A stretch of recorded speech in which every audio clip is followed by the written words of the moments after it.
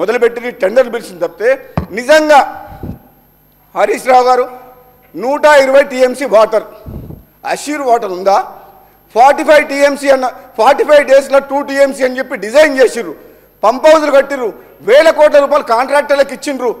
ఇప్పుడు నీకు 90 TMC water వస్తుందా?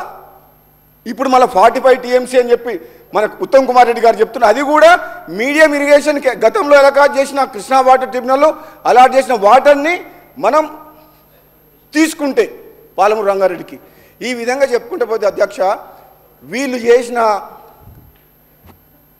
ఏమంటే ఈ వ్యవస్థని ఈ తెలంగాణ రాష్ట్ర ప్రజలకు తెలవాలని మా గౌరవ నీటిపారుదల శాఖ మంత్రులు ఈరోజు బ్రహ్మాండంగా ప్రజలందరికీ తెలిసే విధంగా ఈ నీటిపారుదల రంగంలో దోపిడీ కాక నిర్లక్ష్యమే కాక వీళ్ళు చేసిన వల్ల ఎంత నష్టమైంది అనేది ఈరోజు చాలా క్లియర్గా చెప్పిండ్రు. నేను ఒక జిల్లా వాసిగా చెప్తున్నా అధ్యక్ష, రేపు పోరుబాట అని పెట్టిండ్రు నల్లగొండ జిల్లాలో గత ఎన్నికల్లో క్లియర్ తీర్పిచ్చిన ప్రజలు. ఈ నల్లగొండ జిల్లా ప్రజలకు ఈ ప్రభుత్వం తెలంగాణ వచ్చిన తర్వాత రైతాంగం కష్టాలు పోతాయని ఫ్లోరైడ్ ఎఫెక్టెడ్ ఏరియా మా జిల్లా. అటువంటి వాళ్ళందరూ ఎన్నో ఆశలతో ఉంటే 10 ఏళ్ల పాటు నేను కూర్చొని పనిచేస్తా ఈ సొరంగ మార్గం దగ్గర ఈ శివన్నగూడెం రిజర్వాయర్ దగ్గర అని ఆనాడు ముఖ్యమంత్రి హోదాలో వచ్చి ఈడ ప్రారంభోత్సవం చేసిన మనిషి మళ్ళా మచ్చుకు కూడా కడవలే రాలే. అదే కూలిపోయిన కాళేశ్వరం ప్రాజెక్టు మీద 1,00,000 కోట్లు పెట్టి ఈ ప్రజాధనం దుర్వినియోగం చేసి ఈరోజు రాష్ట్రాన్ని అప్లపాలు చేసిన ఘనత వీళ్ళది.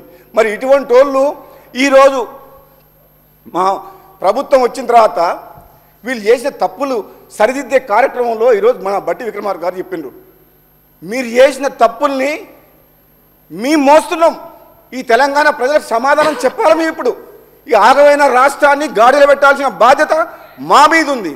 ఇంకా మీరు సభకు అడ్డం తగులుతుంటే, మేము చేసే నిర్ణయాలకు సహకరించకుండా మాటికి మాట్లాడుతుంటే మాకేమనిపిస్తుంది అధ్యక్ష? మా మాటలు మేము ఏదైతే మాట్లాడుతున్నామో అవన్నీ ఒకళ్ళకు తూటాల్లాగా తగులుతున్నాయి. మీకు తట్టుకునే శక్తి ఇవ్వాలని చెప్పి భగవంతుని కోరుకుంటున్నా. రాజేశ్వర రెడ్డి గారు నీకు తెలియదు ఎంత దోపిడీ జరిగిందో. నీకు ఈ రాష్ట్రంలో 1,00,000 కోట్ల రూపాయల దోపిడీ ప్రాజెక్టుల పేరు మీద జరిగింది, అది నిజం, నగ్న సత్యం. మరి ముఖ్యమంత్రి గారు, మీ మాజీ ముఖ్యమంత్రి గారు, మీ నాయకుడు ఎందుకు వస్తలేరు అసెంబ్లీకి? అంటే ఎంతసేపు ఆ సీటే కావాలన్నా? ఆ సీట్ వద్దా? అంటే ప్రజలు ఇచ్చిన తీర్పుని మీరు గౌరవించరా? అంటే అధికారం మాది శాశ్వతం, ఇది రాజ్యం, ఈ రాజ్యానికి నేను రాజుని అన్న సంగతి అది ప్రజాస్వామ్యం అన్న సంగతి మర్చిపోయి ఆ విధంగా మీరు భ్రమలో ఉన్నారు. కాబట్టి మీ భ్రమలు తొలగిపోయే విధంగా ప్రజలు తీర్పిచ్చిండ్రు. రండి ప్రతిపక్ష సభ్యుడిగా వచ్చి లీడర్ ఆఫ్ ద ఆపోజిషన్గా మీరు ఏం తప్పులు చేసిండ్రు మీ సమాధానం చెప్తూ మీరు కూడా చెప్పండి. మీరు అక్కడ కూర్చొని తప్పులు చేసి ఫామ్ హౌస్రా, మీ ఫామ్ హౌస్ కోసం అని చెప్పి కొండపోచమ్మ సాగర్ కట్టిండు.